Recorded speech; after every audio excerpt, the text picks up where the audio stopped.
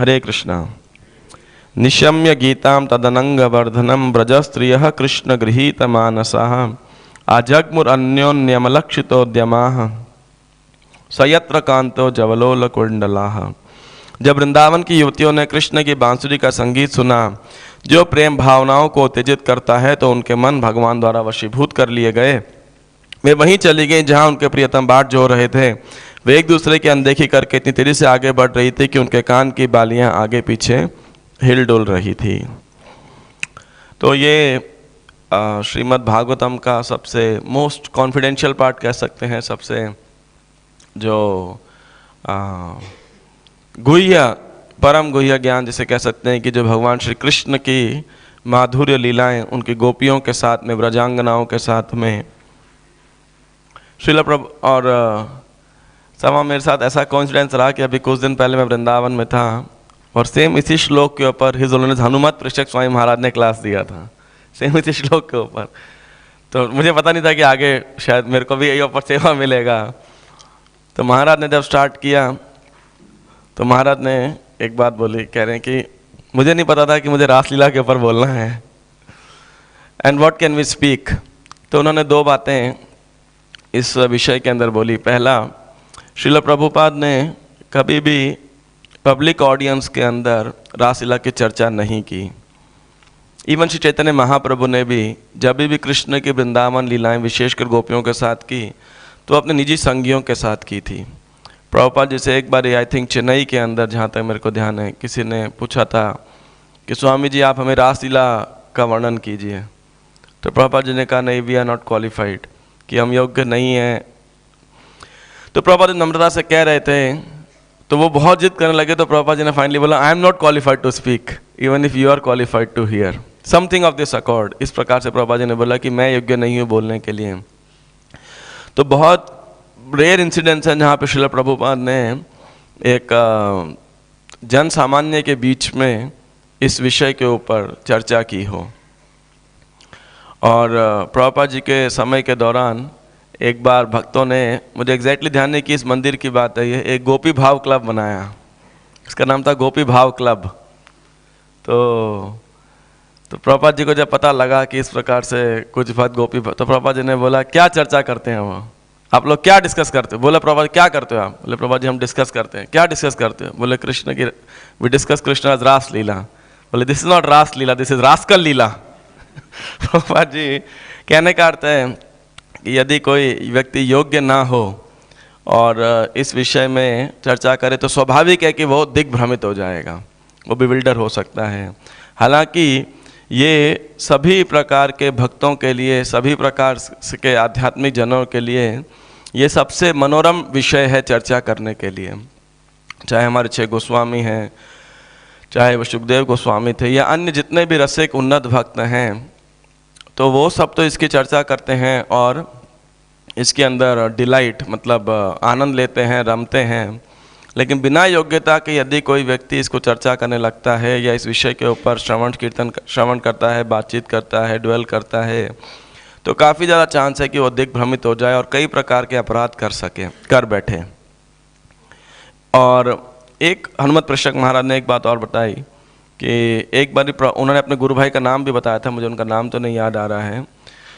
तो उन्होंने श्रील प्रभुपाद जी से पूछा कि प्रभुपाद मुझे जो ये काम वासना है, यौन इच्छाएं हैं, ये बहुत सताती हैं, तो मुझे क्या करना चाहिए? तो मेरी इंद्रियां नियंत्रण में नहीं रहती है। तो प्रभुपाद जी ने उसे बोला कि आप कृष्ण की रासलीला को पढ़ो। तो प्रभुपाद जी ने कृष्णा बुक तब तक दे चुके थे, तो बोला आप उसमें से जो है, और क्योंकि उससे हृदय का जो काम रोग है, हृदय रोग है, वो समाप्त हो जाएगा। ऐसा आशीर्वाद भी है 5 अध्याय के बाद में। तो उस भक्त ने प्रभुपाद जी के आदेश पर पढ़ना शुरू किया और कुछ समय बाद प्रभुपाद जी को दोबारा पूछा या लिखा जैसे भी था ऑन रिकॉर्ड या फिर ही जस्ट आज वर्बली कि प्रभुपाद आपने जो मुझे सलाह दी थी, मशवरा दिया था, सुझाव दी थी कि काम इच्छा को से ऊपर उठने के लिए मुझे कृष्ण की रासलीला को पढ़ने के लिए, तो जब भी मैं कृष्णा बुक पुस्तक से पढ़ता हूँ तो मुझे इसका प्रभाव अवश्य लगता है कि मेरी जो है इच्छाएं कम होती जा रही हैं। कभी कभी कम होती हैं और कभी कभी ये लीलाएं पढ़ के उत्तेजित होता हूँ मैं और ज़्यादा, तो मुझे क्या करना चाहिए? प्रभुपाद जी ने उसको बड़ा अच्छा उत्तर दिया। प्रभुपाद जी ने उन भक्त को कहा कि आप बुद्धि लगाइए, जब जब ये आपकी इच्छाओं को कम करती हैं आप पढ़िए, जब उत्तेजित करती हैं तब मत पढ़िए, है ना। अर्थात कृष्णा पुस्तक से विशेषकर, और किसी भक्त ने मुझे कहा था कि समरी स्टडी का मतलब ये होता है, जैसे प्रभुपाद जी ने कृष्णा बुक या नेक्टर ऑफ डिवोशन, दोनों भक्ति रसामृत सिंधु और इधर कृष्ण दशम स्कंद का समरी स्टडी लिखा है। समरी मतलब हिंदी में क्या बोलेंगे, सारांश। तो उन्होंने बोला समरी का मतलब क्या होता है? समरी मतलब I write what I like to write, है ना।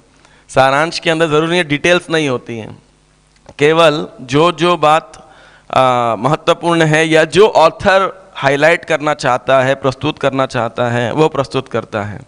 तो कहने का अर्थ है जब आप कृष्णा बुक पढ़ेंगे तो प्रभुपाद जी ने लीला बहुत कम और सिद्धांत बहुत अधिक दिया हुआ है, ताकि लोग किसी प्रकार से भी दिग्भ्रमित होने का चांस ना रहे। तो ऐसी जब लीला हम प्रामाणिक आचार्य कथनों से और प्रामाणिक आचार्य के वचन सुन करके जब हम पढ़ते हैं तो निश्चित रूप से प्रभावशाली होती हैं। अन्यथा यदि किसी को भगवत तत्व के विषय में पूरी तरह जानकारी नहीं है तो वह इसे बहुत चीपली ले सकता है। और तो ये कुछ प्रमुख बातें महाराज ने इस श्लोक से में बोली थी। तो कृष्ण में ऐसा क्या विशेष है कि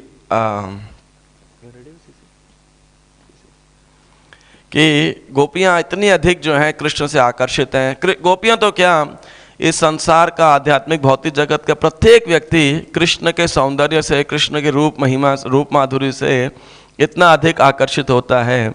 ऐसा क्या है कृष्ण के रूप में? तो श्री चैतन्य महाप्रभु वाराणसी के अंदर सनातन गोस्वामी को कृष्ण के ऐश्वर्य का वर्णन करते हैं। तो अध्याय 21 के अंदर मध्य लीला भगवान श्री कृष्ण का ऐश्वर्य तथा माधुर्य। आप पहले कर लो, बिकॉज सिर्फ डिवोटी डिस्ट्रैक्ट होते हैं, या तो आप so don't do it on the side screen and put it directly. तो श्री चैतन्य महाप्रभु सनातन गोस्वामी को भगवान श्री कृष्ण का ऐश्वर्य के बारे में वर्णन करते हैं। और आप सब ने शायद लीला सुनी होगी, जब द्वारका में ब्रह्मा जी आते हैं और द्वारपाल को बोलते हैं कि द्वारकाधीश कृष्ण को बोलिए कि कौन आए हैं द्वार पे? ब्रह्मा जी आए हैं। तो द्वारपाल गया और कृष्ण ने क्या पूछा? कौन से ब्रह्मा हैं? तो द्वारपाल वापिस आए, बोला कौन से ब्रह्मा हो? तो उन्हें बोला 4 मुख वाले चतुर्मुखी ब्रह्मा हैं। तो ठीक है, तो द्वारपाल गया तो बोला भेज दो। तो ब्रह्मा जी कृष्ण ने उनको बोला भाई सब ठीक ठाक है, सृष्टि आप में ब्रह्मांड के अंदर सब ठीक चल रहा है? बोले वो सब बाद में, पहले ये बताइए ये प्रश्न का अभिप्राय क्या था कि कौन से ब्रह्मा है, और भी ब्रह्मा है कोई?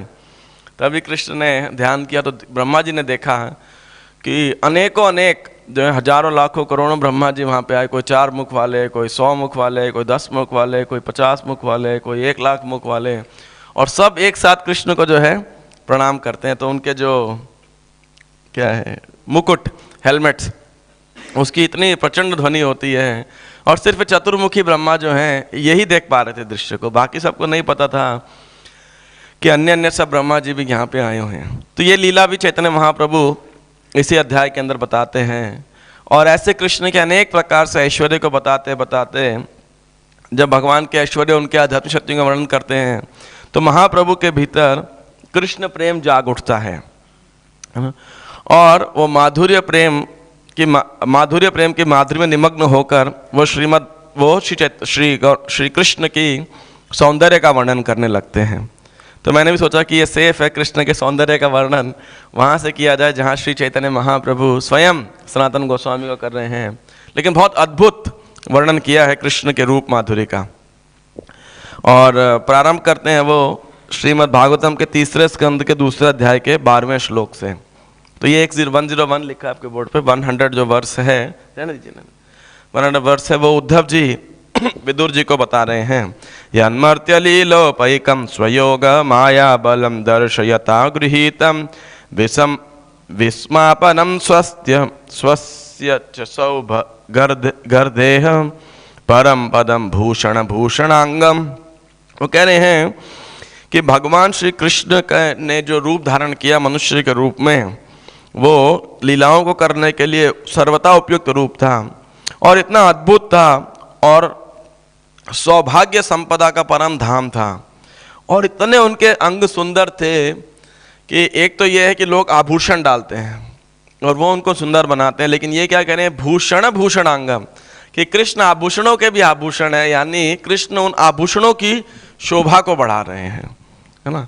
ऐसा नहीं है कि जो आभूषण डाले हुए हैं, कृष्ण ने करधनी डाली हुई है या हाथ में यहाँ क्या डालते हैं, जो बाजू बंद डाला हुआ है, गले में नेकलेस डाला हुआ है, हार डाला हुआ इत्यादि इत्यादि। तो ऐसा नहीं, कृष्ण उनकी वजह से सुंदर लग रहे हैं, वो आभूषण कृष्ण डालने की वजह से सुंदर लग रहे हैं।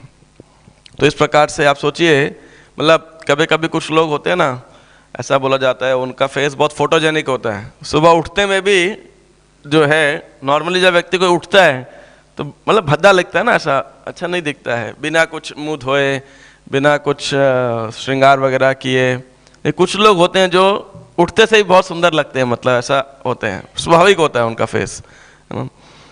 और अगर वो श्रृंगार कर लें, पूरा सज धज के आ जाए तो बहुत ही स्मार्ट लगते हैं, है ना, बहुत सुंदर लगते हैं। तो कृष्ण भूषण भूषणांगम, smartest of all smart people, you know, like that. सौंदर्य सौभगम, ऐसा बढ़ाता है। तो फिर आगे जो है लगभग करीब 50 श्लोकों के अंदर श्री चैतन्य महाप्रभु कृष्ण के इस सौंदर्य का वर्णन कर रहे हैं। कृष्णे रयते क खेला सर्वोत्तम नर लीला, नर वपु ताहार स्वरूप, नर वपु ताहार स्वरूप, गोप वेश वेणुकर, नव किशोर नटवर, नर लीलार हय अनुरूप, नर लीलार हय अनुरूप। तो मैं कुछ कुछ प्यार बीच में जो है, जो इंपॉर्टेंट है वो रिसाइट करूंगा। कृष्णेर यतेक लीला, भगवान कृष्ण की अनेक लीलाएं हैं। सर्वोत्तम नर लीला, और उसमें जो ये मनुष्य रूप उनकी लीलाएं वो सर्वोत्तम हैं। नर वपु तहार स्वरूप, उनका मनुष्य रूप सर्वोत्कृष्ट दिव्य रूप है और इस रूप में वे ग्वाल बाल हैं। गोप वेश वेणुकर, अपने हाथ में वंशी लिए रहते हैं। नव किशोर नटवर, और उनकी जो किशोर अवस्था है वो कैसी है, he is always ever youthful. और नटवर, नटवर मतलब जो सर्वश्रेष्ठ नर्तक हैं, डांसर। नर लीलार हय अनुरूप, यह सब मनुष्य, वे एक दक्ष नर्तक हैं, यह सब मनुष्य रूप में उनकी लीलाओं के सर्वथा अनुरूप है। जय श्री श्री राधा राधिकन भगवान की जय, श्री श्री कृष्ण बलराम की जय, जगन्नाथ बलदेव सुभद्रा महारानी की, श्री गौर निताय की जय। कृष्णेर मधुर रूप शुन सनातन, से रूपेर एक कण डुबाय सब त्रिभुवन, सर्व प्राणी करे आकर्षण, सर्व प्राणी करे आकर्षण। हे प्रिय सनातन, कृष्ण का मधुर आकर्षक दिव्य रूप इतना सुंदर है, जरा समझने का प्रयास करो। कृष्ण के सौंदर्य के ज्ञान का एक अंश भी तीनों जगतों को प्रेम के समुद्र में डुबो सकता है। वे तीनों जगत के सारे जीवों को आकर्षित करने वाले हैं। तो तीन जगत कौन कौन से हैं, किसी को तीन जगत कौन कौन से हैं? नॉर्मली बोला जाता है भूवर स्वर्ग, मतलब अधोलोक जितने हो गए, और भूलोक और स्वर्ग लोक। लेकिन प्रभुपाद जी तात्पर्य में जानते हैं क्या लिखते हैं, आगे एक तात्पर्य में आएगा। प्रभुपाद लिखते हैं कि त्रिजगत क्या है, देवी महेश हरिधाम असुतेषु तेषु, कि देवी धाम यानी भौतिक जगत, हरिधाम मतलब वैकुंठ जगत, और उसके ऊपर क्या है यानी आध्यात्मिक आकाश और गोलोक वृंदावन। ये तीनों को, ऐसा नहीं कि कृष्ण केवल भूर भुवर स्वह को आकर्षित करने वाले हैं, कृष्ण पूरे भौतिक जगत और आध्यात्मिक जगत। तो देवी धाम हरिधाम यानी आता ना, देवी महेश हरिधाम असुतेश, गोलोक नाम निज धाम नितले च तस्य, देवी महेश हरिधाम असुतेषु तेषु, ते प्रभाव निचया विहिताश्च येन गोविंदमादि पुरुषम तमहम भजामि। तो देवी धाम कौन सा, दुर्गा देवी का धाम कौन सा है, ये भौतिक जगत पूरा। और फिर हरिधाम मतलब जितने वैकुंठ जगत हैं, आध्यात्मिक आकाश है, ब्रह्म ज्योति है, या इवन सदाशिव का धाम है, ये सब हो गया वैकुंठ जगत एक प्रकार से। और फिर आध्यात्मिक स्काई पूरा, और फिर उसके ऊपर क्या है, गोलोक वृंदावन। तो मतलब पूरा ये है त्रिजगत, त्रिभुवन सर्व प्राणी करे आकर्षण, और इन सब में हर व्यक्ति कृष्ण के सौंदर्य से आकर्षित होता है। भगवान कृष्ण का दिव्य रूप जगत को उनकी अंतरंगा शक्ति द्वारा प्रदर्शित किया जाता है।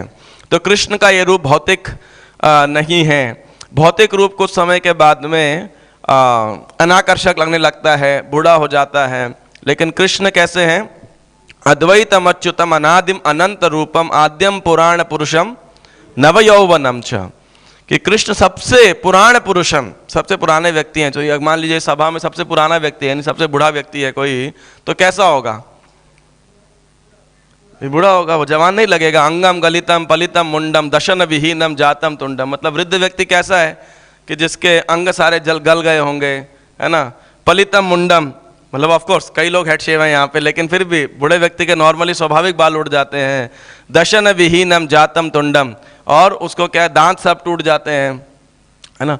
वृद्धोपयाति गृहीत्वा दंडम, बुढ़ापे में व्यक्ति को एक संन्यास दंड तो नहीं, लेकिन एक वॉकिंग स्टिक या वॉकर चाहिए पड़ता है ना। तदपि न मुंचति आशा पिंडम, लेकिन कृष्ण कैसे हैं, पुराण पुरुष हैं, लेकिन फिर भी नव यौवनम च, Krishna is ever youthful. Prabhupada ji के एक शिष्य ने, आई थिंक जदुरानी माता जी ने या किसी ने, जब कृष्ण और अर्जुन की फोटो बनाई रथ पे, तो उन्होंने क्या किया, अर्जुन के मूछें बनाई और कृष्ण के भी मूछें बना दे।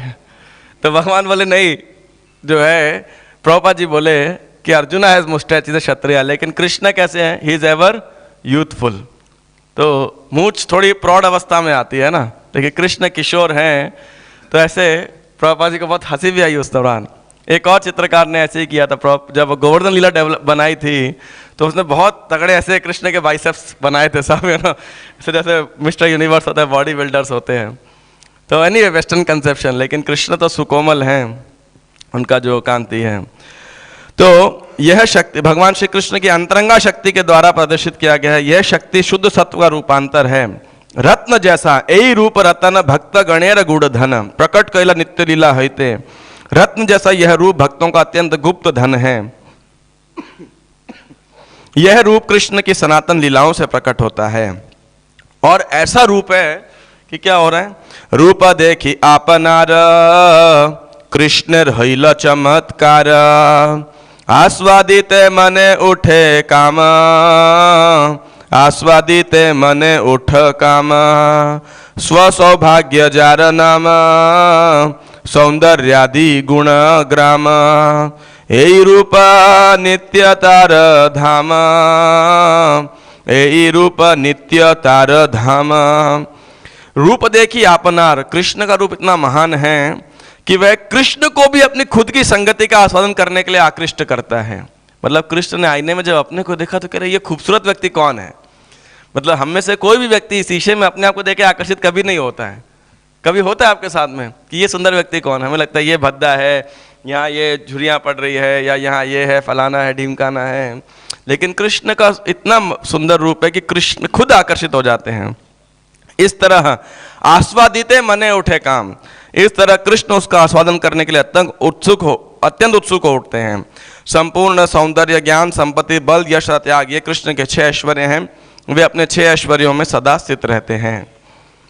और फिर आगे जो मैं बोला था, भूषण एरो भूषण अंग ताहे ललित त्रिभंग, ताहारू पर भ्रुधनु नर्तन, ताहारू पर भ्रुधनु नर्तन, तेरा 6 नेत्रांत बाण, तार दृढ़ संधान, विंध्य राधा गोपी गण मन, विंध्य राधा गोपी गण मन। उस शरीर को आभूषण सहलाते हैं, किंतु कृष्ण का दिव्य शरीर इतना सुंदर है कि यह उनके द्वारा पहने गए आभूषणों को सुंदर बना देता है। इसीलिए कृष्ण का शरीर आभूषणों का आभूषण कहलाता है। उनके खड़े होने का त्रिभंगी ढंग उस स्वरूप को भी 4 चांद लगा देता है। इन समस्त सुंदर लक्षणों के भी ऊपर कृष्ण की आंखें नृत्य करती हैं और कटाक्ष करती हैं, जो श्रीमती राधा रानी तथा गोपियों के मनों को भेदने वाले बाणों का काम करती हैं। जब बाण लक्ष्य भेद कर लेता है तो उनके मन विचलित हो उठते हैं।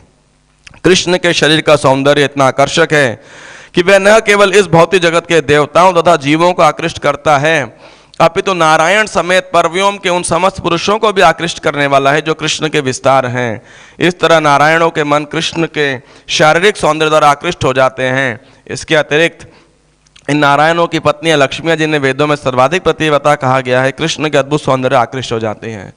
तो आप सोचिए, देवताओं की बात छोड़िए, मनुष्यों की बात छोड़िए, गोपियों की बात छोड़िए, स्वयं नारायण तक उनके रूप को आकर्षित होते हैं। क्या इसका प्रमाण है? जब वो बच्चे चुरा लेता है और कृष्ण और अर्जुन दोनों जाते हैं महाविष्णु के पास, तो महाविष्णु ने बच्चे क्यों चुराए होते हैं? कृष्ण का दर्शन करने के लिए, है ना, कृष्ण के रूप माधुर्य का दर्शन करने के लिए। चढ़ी गोपे मनोरथ मनमतेर मन मथे नाम धरे मदन मोहन, जिनी पंचशर दर्प स्वयं नव कंदर्प, रास करे लैया गोपीगण।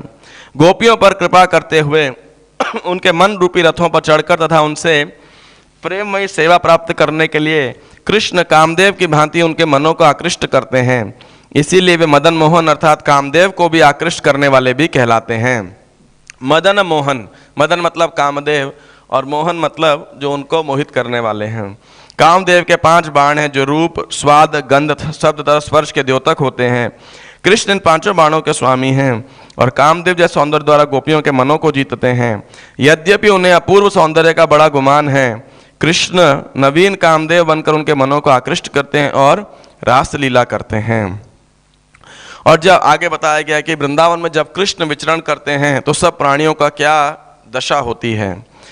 जब भगवान कृष्ण अपने ही समान अपने मित्रों के साथ वृंदावन में विचरण करते हैं तब असंख्य गौ में चरती रहती है। यह भगवान का एक अन्य आनंदमय विहार है। जब वे अपनी बांसुरी बजाते हैं तो सारे जीव, जिसमें वृक्ष, पौधे, पशु तथा मनुष्य सम्मिलित हैं, कांपने लगते हैं और हर्ष से पूरित हो उठते हैं। उनकी आंखों से निरंतर अश्रुधारा बहने लगती है।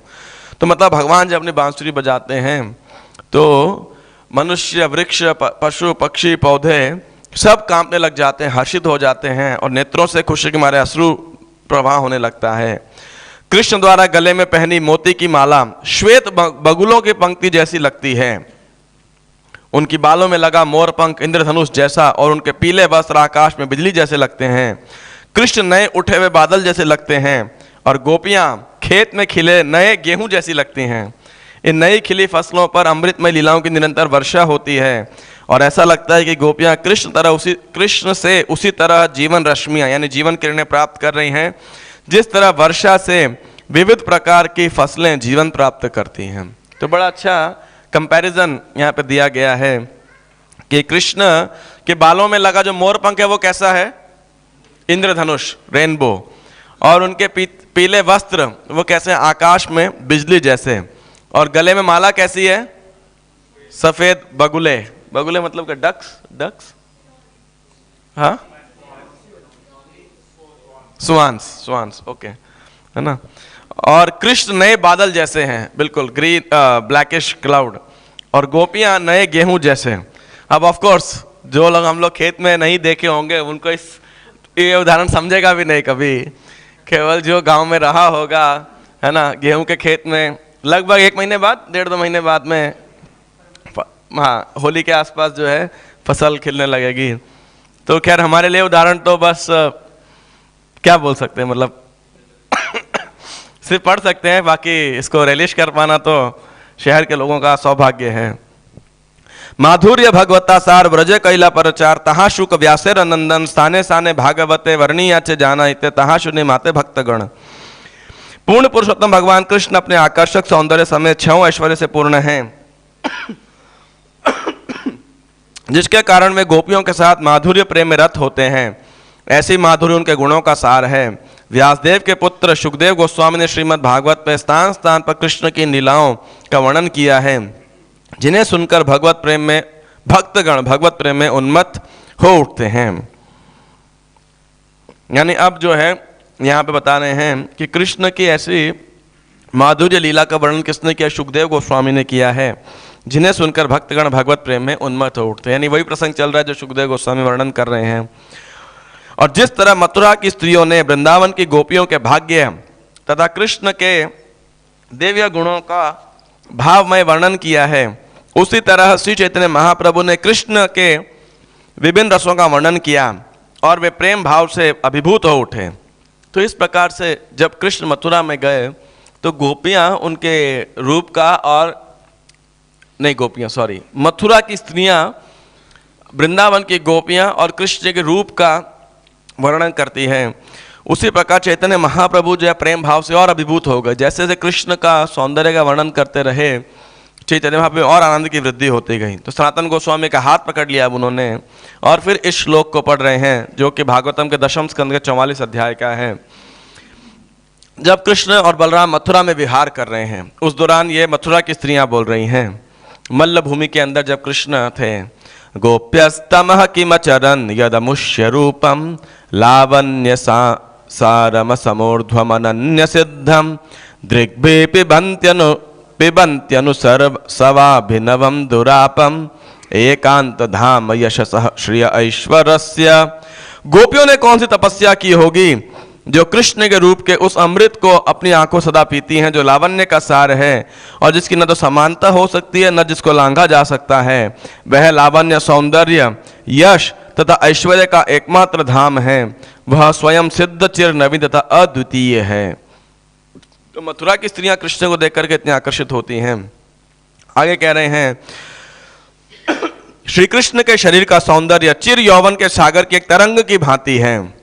उस महासागर में प्रेम भाव का उदर भंवर के समान है। अब दूसरा उदाहरण दे रहे हैं कि कृष्ण का जो सौंदर्य है इसकी तुलना किसके साथ की है? एक ओशन के साथ, समुद्र के साथ।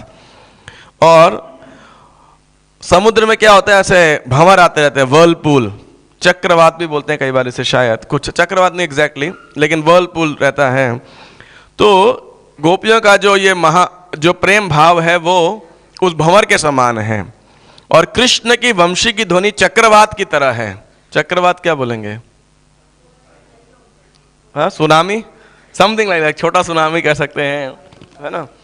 तो कृष्ण की जब बांसुरी ध्वनि आती है और गोपियों के चंचल मन सूखे पत्तों और तिनकों की तरह हैं और जब वे चक्रवात में गिर जाते हैं तो फिर ऊपर कभी नहीं उठते, अभी तो कृष्ण के चरण कमलों में निरंतर पड़े रहते हैं। यू नो, एटलीस्ट एक जैसे एग्जाम्पल से कुछ भक्त भी रिलेट कर पाए। जगन्नाथपुरी जो गए होंगे या रामेश्वरम में समुद्र स्नान इत्यादि किया था, तो वहाँ पे मुझे कल एक बार पता लगी, एक भक्त थे हमारे, तो पूरा डिटेल बताऊंगा तो आपको नाम पता लग जाएगा। एनी हाउ, तो वो भक्त अच्छे स्विमर थे, तो समुद्र में जगन्नाथपुरी के अंदर ही स्नान करने के लिए गए। तो उनके 2 मित्र और थे, तो तीनों मित्र गए और ये दोनों मित्र तो तीनों बाहर आ गए। तो ये इस भक्त के पास समहाउ सूखे वाला गमछा नहीं था, तो उन्होंने बोला हम लेके आते हैं। तो दोनों दोस्त लेने के लिए गए और ये दोबारा समुद्र में चले गए नहाने के लिए, वापस ही नहीं आए। तो अब सब घबरा गए, वो दोनों दोस्त भी घबरा गए, क्या हुआ, कैसे है। तो उन्होंने पुलिस को सूचना दी, माँ बाप के माता पिता को सूचना दी। तो पूरा खबर फैल गया कि ऐसे ऐसे ये भक्त जो है गायब हो गए, समुद्र में डूब गए। और इवन अनाउंसमेंट भी हो गया कि ऐसे ऐसे ये मंदिर के भक्त थे और ये डूब गए समुद्र के अंदर, मृत्यु हो गई। तो ऐसा सब पूरा ड्रामा हो गया। और अगले दिन ये भक्त पता नहीं कौन से गांव से निकल के जो है वापस आ गया, है ना। तो और वो उससे पूछा तो कह रहे पूरा दिन वो कहीं तो पानी में निकल गया था आगे, लेकिन समय अच्छा स्विमर था जो भी हुआ। तो जैसे कहाँ से महाप्रभु का था ना, पुरी में गए थे और वो कौन सी जगह पे जाके निकले थे। तो ऐसे इस भक्त के साथ में ये पूरी जो है ड्रामा हुआ, पूरा बहुत बड़ा ड्रामा हुआ। मैंने बहुत संक्षेप में आपको बता रहा हूँ। और इस ड्रामे के जो भुक्त भोगी थे वही व्यक्ति बता रहे थे मुझे कि कैसे कैसे हुआ। तो नहीं आओ, तो कृष्ण का शरीर का सौंदर्य इस समुद्र के समान है और उस सौंदर्य में जो प्रेम का भाव है वो भंवर के समान है। और उसमें कृष्ण की वंशी की ध्वनि बिल्कुल उस समुद्र को जो है उथल पुथल कर देती है। और गोपियों के चंचल मन सूखे पत्तों के समान हैं जो एक बार उस चक्रवात में गिर जाते हैं। यानी कृष्ण के सौंदर्य और खासकर उनकी वंशी की ध्वनि कोई व्यक्ति सुन लेता है एक बार भी तो वो कृष्ण को नहीं छोड़ सकता है। हे प्रिय सखी, गोपियों ने कौन सी कठिन तपस्या की है कि वे उनके दिव्य सुंदरता तथा माधुरी को अपनी आंखों से जी भरकर पी रही हैं। इस तरह वे अपने जन्म, शरीर तथा मन को सफल बनाती हैं। और अब कुछ हद तक कृष्ण के माधुरी और कृष्ण की वंशी दोनों का एक इंटरट्वाइंड मतलब मिक्स्ड डिस्क्रिप्शन है। गोपियों द्वारा कृष्ण के सौंदर्य के जिस माधुर्य का आस्वादन किया जाता है वह अद्वितीय है, उस भाव में माधुर्य के समान या उससे बढ़कर कुछ भी नहीं है। यहाँ तक कि वैकुंठ लोकों में के अधिष्ठाता नारायणों में भी वह माधुर्य नहीं है। निस्संदेह नारायण पर्यंत कृष्ण के सारे अवतारों में किसी में भी ऐसा दिव्य सौंदर्य नहीं है। तो कृष्ण का सौंदर्य कह रहे हैं कृष्ण के अन्य अवतारों में भी नहीं है।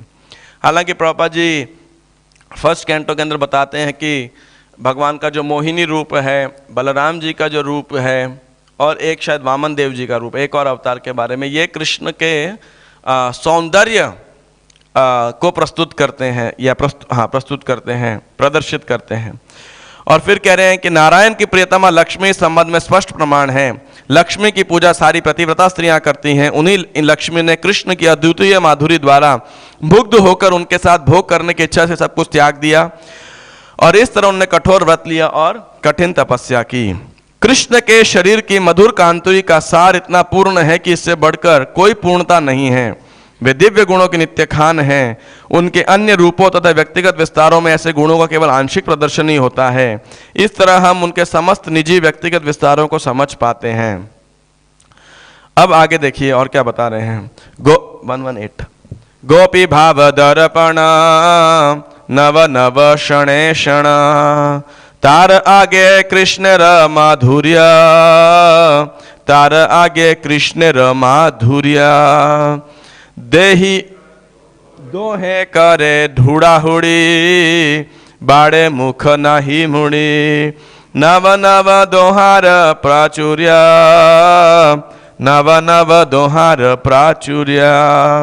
गोपी तथा कृष्ण दोनों ही पूर्ण हैं।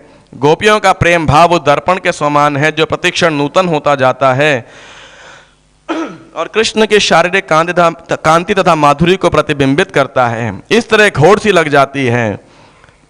क्योंकि दोनों पक्षों में से कोई हार नहीं मानता है, इसलिए उनकी लीलाएं नवीनतर होती जाती हैं और दोनों पक्षों में निरंतर वृद्धि होती जाती हैं। अर्थात एक तरफ कृष्ण का सौंदर्य और माधुर्य है और एक तरफ गोपियों का दर्पण है, और गोपियों के दर्पण में जब कृष्ण का सौंदर्य प्रदर्शित होता है तो वो उस दर्पण के प्रभाव से और जो है ब्राइट हो जाता है, और उनको देख करके कैसा है कि कृष्ण का सौंदर्य बढ़ जाता है। तो नेचुरली जब ये बढ़ेगा दर्पण और रिफ्लेक्ट करेगा, जब वो और रिफ्लेक्ट करेगा तो ये बढ़ता है, और इस प्रकार दोनों के बीच में क्या एक होड़ लग जाती है, और दोनों का जो सौंदर्य माधुर्य है वो बढ़ते जाता है, सेवा भाव है। कृष्ण तथा गोपियों के पारस्परिक व्यवहार से उत्पन्न दिव्य रसों का आस्वादन कर्म, तप, योग, ज्ञान, विधि, भक्ति, मंत्र, योग, ध्यान द्वारा नहीं किया जा सकता। इस माधुरी का आस्वादन केवल मुक्त पुरुषों के स्वतः स्फूर्त रागानुगा प्रेम द्वारा किया जा सकता है, जो परम अनुराग के साथ कृष्ण नाम का कीर्तन करते हैं। तो अनुराग के साथ जो कृष्ण का नाम जप करेंगे वो इसका आस्वादन करने के लिए योग्य बन पाएंगे। कृष्ण तथा गोपियों के बीच ऐसा भावमय आदान प्रदान केवल वृंदावन में संभव है, जो दिव्य प्रेम के ऐश्वर्य से ओतप्रोत है। कृष्ण का स्वरूप समस्त दिव्य गुणों का मूल स्रोत है। यह रत्नों के खान के समान है। कृष्ण के व्यक्तिगत विस्तारों के बाद जितना ऐश्वर्य होता है उसे कृष्ण द्वारा प्रदत्त समझा जाना चाहिए। अतः कृष्ण आदि स्रोत हैं तथा सब उनके आश्रय हैं। सौंदर्य, विनम्रता, श्रीलज्जा, दया, कीर्ति, धैर्य, वैशारदी, मति, यही सब कृष्ण प्रतिष्ठित।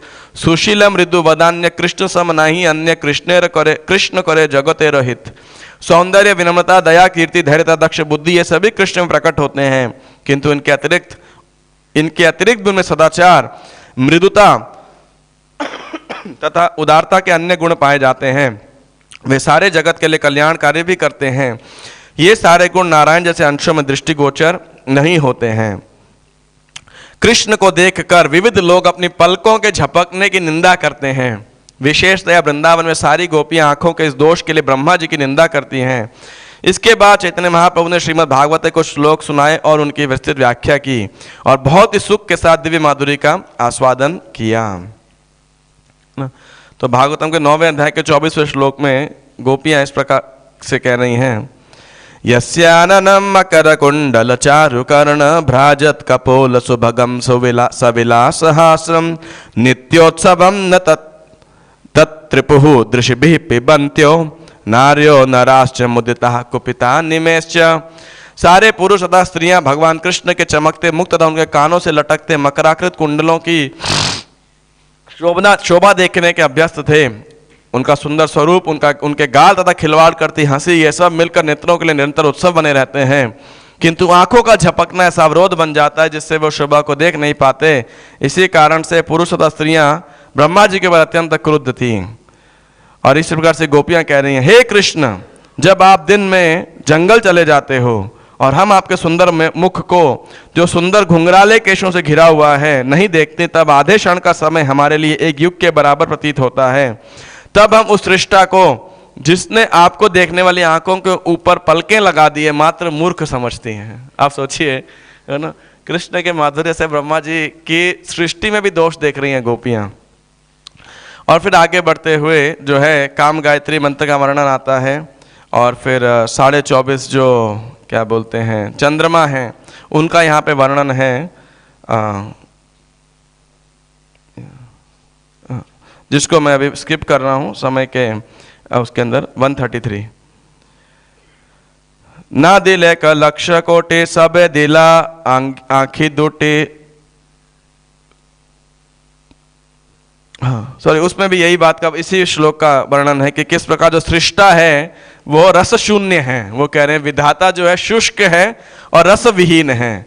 विधि जड़ तपोधन रस शून्य तार मन, कि विधि मतलब ब्रह्मा जी का जो मन है वो क्या है, रस से पूरा शून्य है। उनके अंदर कोई रस, नीरस व्यक्ति हैं बिल्कुल, इसलिए नहीं जानते कि कैसे वस्तुओं का सृजन करना चाहिए, है ना।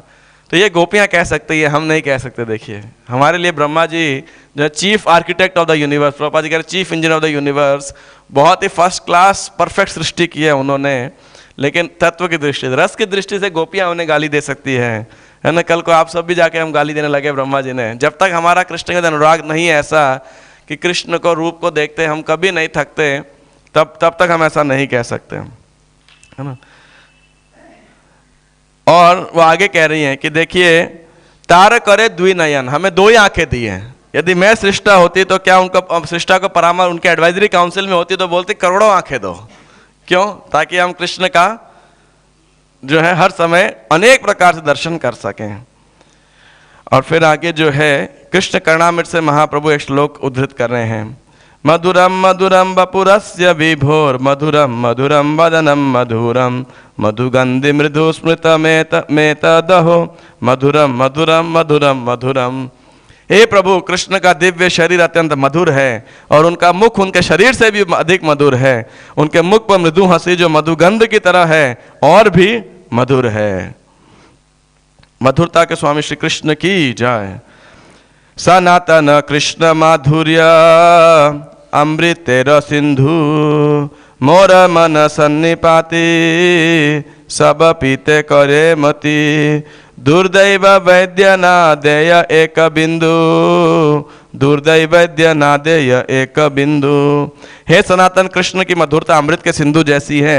यद्यपि मेरा मन इस समय सन्निपात से ग्रस्त है और मैं उस समूचे समुद्र को पी लेना चाहता हूँ, किंतु दुर्दैव वैद्य मुझे उसकी एक बूंद भी पीने की अनुमति नहीं देते हैं।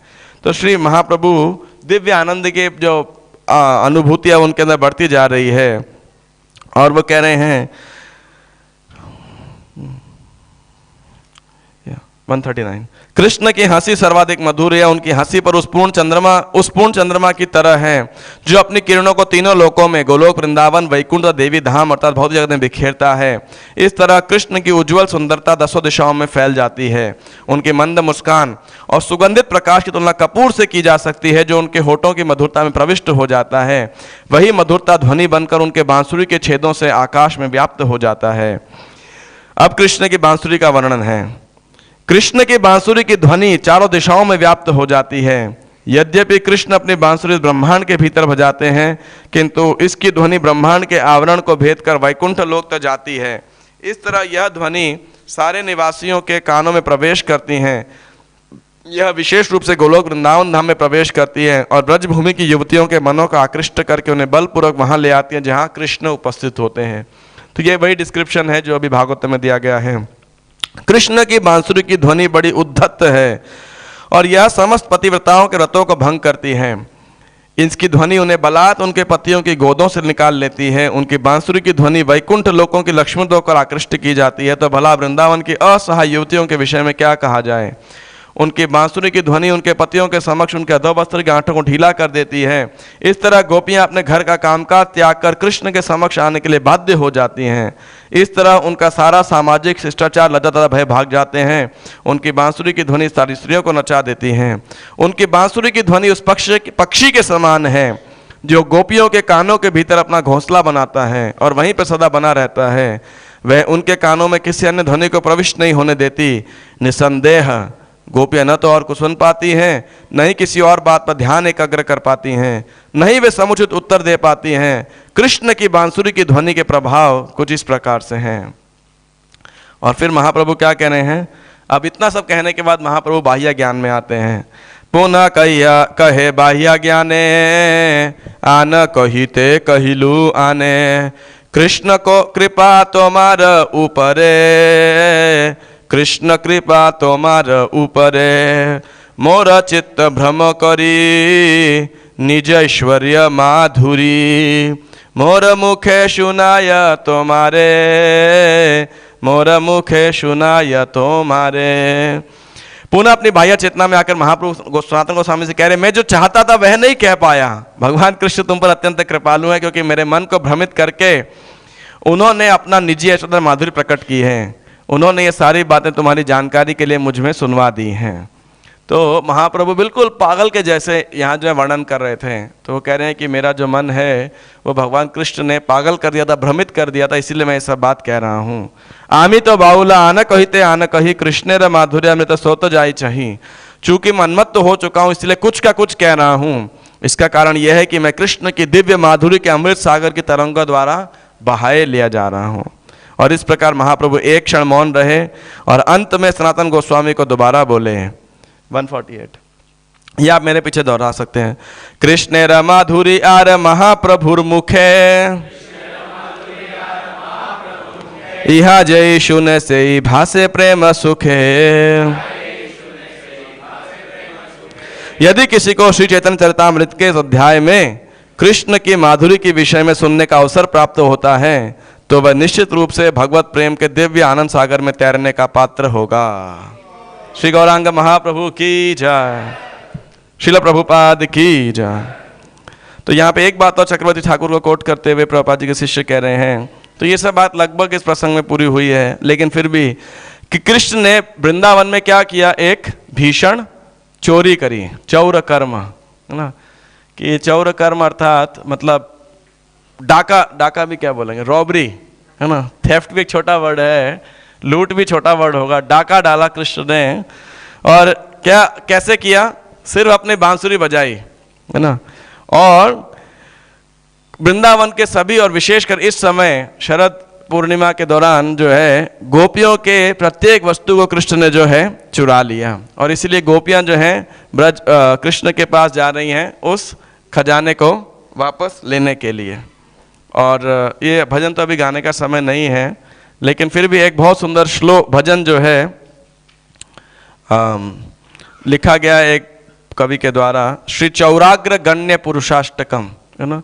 कि कैसे नॉर्मली अगर कोई व्यक्ति यहाँ चोरी करेगा तो आप क्या करेंगे, उसको जेल में डालेंगे, पिटाई करेंगे, है ना। जैसे हमारे मंदिर में एक बार एक व्यक्ति आता था तो पुराना चप्पल लेके आता था और नया नया चप्पल लेके जाता था। तो बहुत दिन हो गया, बहुत कंप्लेन आने लग गया। तो फिर कैमरे में भक्त ने देखा, उसे पकड़ा एक दिन और फिर तबीयत से उसको जो है सारी चप्पलें दी सूद समेत, है ना। तो कहने का अर्थ है कि तो ऐसे चोर के साथ अभी ट्रीटमेंट करेंगे। कृष्ण ऐसे चोर हैं, आप देखिए नरलीला में भी 5,500 साल 5,500 साल पहले कृष्ण ने आके चोरी करी, अनेक चीज़ें चोरी की। क्या क्या चोरी किया उन्होंने, माखन चोरी किया, गोपियों के वस्त्र को चोरी किया और गोपियों के हृदय को चोरी किया।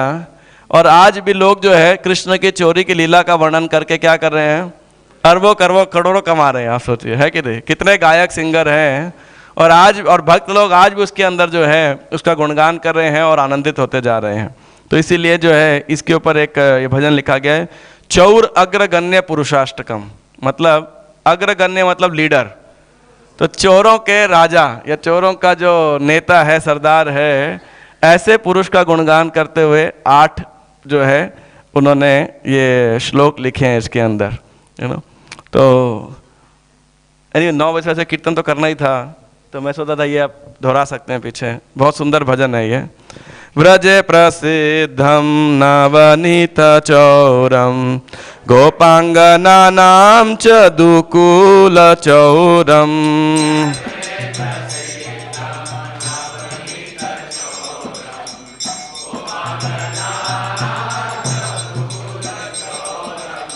अनेक जन्मार्जित पाप चौरम चौराग्रगण्यम पुरुषम नमामि।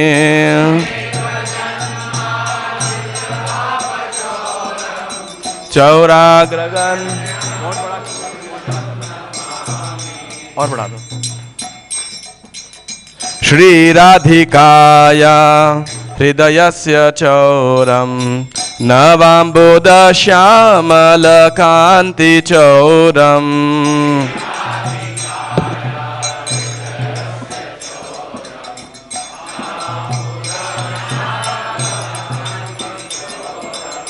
पदाश्रितानां च समस्त चौरम चौराग्रगण्यं पुरुषं नमामि।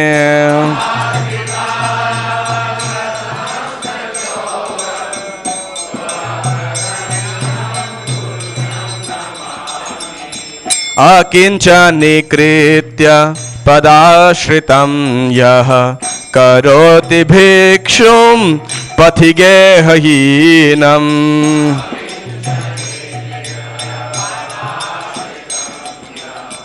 करोति भिक्षुं केनाप्यहो भीषण चौर ईदृग् दृष्टश्रुतो वा न जगत्त्रयेऽपि।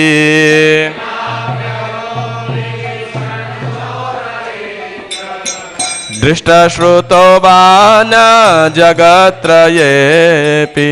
यदीयनामापि हरत्यशेषं गिरिप्रसारानपि पापराशीन्।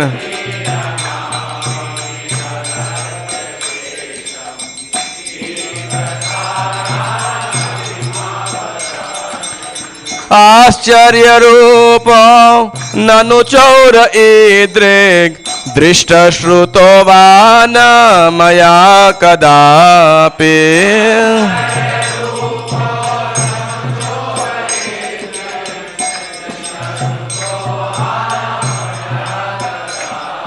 तो क्या कह रहे हैं? व्रजे प्रसिद्धम नवनीत चौरम।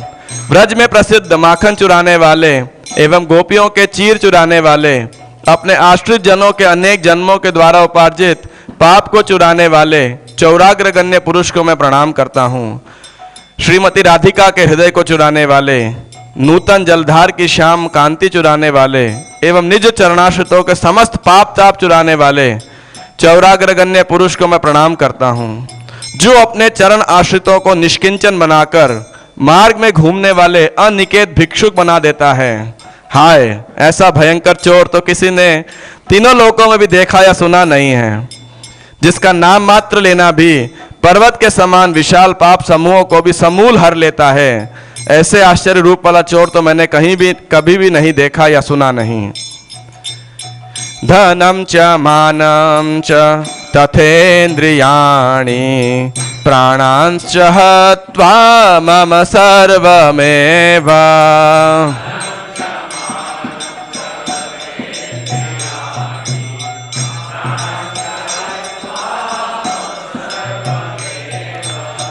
पलायसे कुत्र धृतोऽद्य चौर त्वं भक्तिदाम्नासि मया निरुद्धः।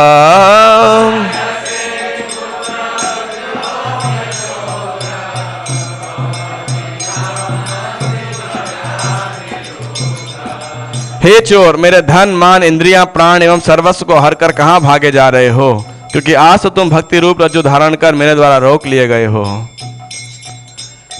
क्षीणत्सि घोरं यमपाशबन्धं भीनत्सि भीमं भवपाशबन्धम्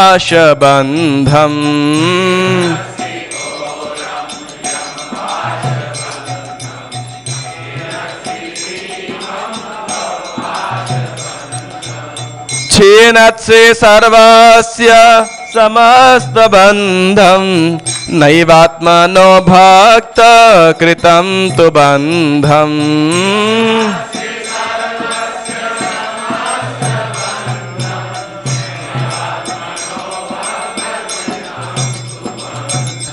मन्मानसे तामसराशि घोरे कारागृहे दुःखमये निबद्धः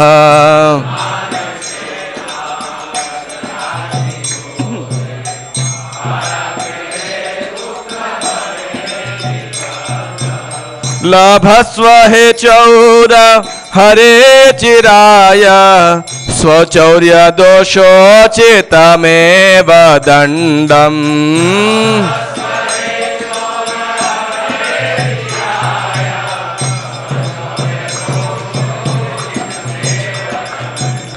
कारागृहे सदा हृदये मदीये मद्भक्ति पाश दृढ़ बंधन निश्चलः सन्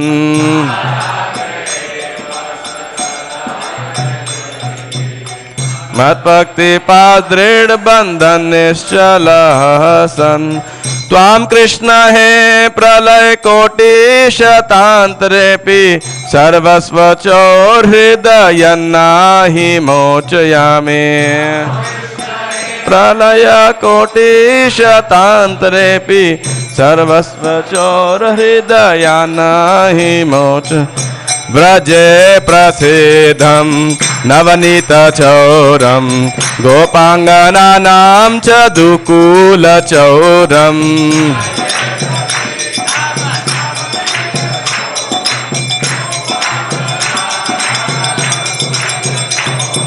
अनेक जन्मार्जित पापचौरं चौराग्रगण्यं पुरुषं नमामि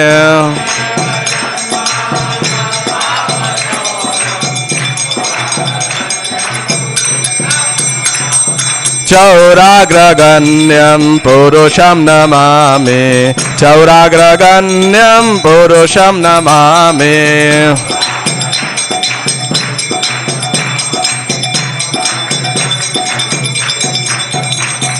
चौराग्रगण्यं पुरुषं नमामि चौराग्रगण्यं पुरुषं नमामि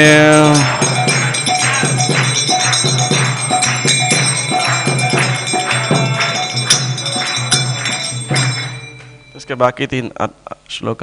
क्योंकि तुम यमराज के भयंकर भव पाश बंधन को तो काट देते हो एवं संसार के भयंकर पाश बंधन को विदीर्ण कर देते हो तथा सभी जनों के समस्त बंधनों को काट देते हो, किंतु अपने प्रेमी भक्त के द्वारा रचे गए प्रेम बंधन को तुम नहीं काट पाते हो। हे मेरा सर्वस्व चुराने वाले चोर रूप हरे, मैंने आज अज्ञान रूप अंधकार समुदाय से भयंकर एवं दुखमय मेरे मन रूपी कारागार में तुमको बंद कर लिया है। अतः अपनी चोरी रूप दोष के दंड को ही बहुत समय तक प्राप्त करते रहो। हे मेरा सर्वस्व चुराने वाले कृष्ण, मेरे भक्ति रूप पाश के दृढ़ बंधन में निश्चल होकर मेरे हृदय रूप कारागार में सदैव निवास करते रहो, क्योंकि मैं तो अपने हृदय रूप कारागार से करोड़ों कल्पों में भी आपको विमुक्त नहीं कर पाऊंगा। तो कृष्ण की जो ये रासलीला का वर्णन है ये मुख्यतः इसलिए है ताकि हम सब कृष्ण के प्रति अपने राग को, अपने प्रेम को जो है विकसित कर सकें। विचलित होने की बजाय हम कृष्ण से और अधिक आकृष्ट हो सकें कि कृष्ण कितने महान हैं, कृष्ण कितने पूर्ण हैं। और आचार्यों की कृपा से हमें कृष्ण की सभी लीला, उनके माधुर्य, उनके ऐश्वर्य और हर प्रकार के जो ज्ञान हमें प्राप्त है हमारे पूर्ववर्ती आचार्यों के द्वारा। तो जो अभी आने वाले प्रसंग है कृष्ण के रासलीला के विषय के ऊपर, तो यह हमें बड़े इसी भावना से इसका श्रवण करना चाहिए। और यदि कोई भक्त उत्तेजित हो रहा हो किसी प्रकार से तो उसे उस समय श्रवण नहीं करना चाहिए, क्योंकि हो सकता है बद्ध अवस्था में जो हमारी मानसिकता है वो इस प्रकार अभी उन्नत ना हो, परिपक्व ना हो कि हम इस विषय का श्रवण या कीर्तन कर सकें। यदि नहीं कर सकते, वही कृष्ण की रासलीला किस रूप में प्रकट हुई है? हरे कृष्णा कृष्णा कृष्णा हरे हरे, हरे राम राम राम हरे हरे।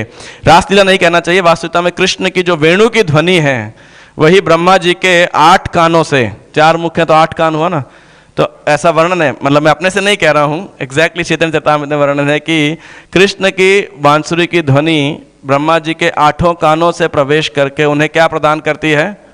पूरा वैदिक ज्ञान जो है ब्रह्मा जी के देह प्रकट करती है। और उस वैदिक ज्ञान का सार क्या है? हरे कृष्णा कृष्णा कृष्णा हरे हरे, हरे राम राम राम हरे हरे। और इसलिए श्रील प्रभुपाद कहते हैं, when you are chanting Hare Krishna you are already associating with Krishna. Krishna dancing on your tongue, Krishna आपके जीवा के ऊपर नृत्य कर रहे हैं। सिर्फ अंतर क्या है? Only the realization is not there. इस समय वो अनुभूति नहीं है हमारे पास में, क्योंकि हम कृष्ण तो हमें आदेश दे रहे हैं, लेकिन हमारी फ्रीक्वेंसी कृष्ण के साथ जो है पेयर नहीं हो रखी है इस समय, तो इसीलिए हम नहीं सुन पाते हैं। तो इसीलिए कृष्ण की रासलीला हमें और अधिक नम्र बनाने के लिए और कृष्ण के पास और कृष्ण की संगत पाने के लिए और उत्सुक बनाने के लिए और अपनी भक्ति में दृढ़ प्रतिज्ञा हमें करना चाहिए। श्री कृष्ण भगवान की, श्री ब्रज लीला की, श्री वृंदावन धाम की, निताय गौर प्रेमानंदे, हरि हरि बोल।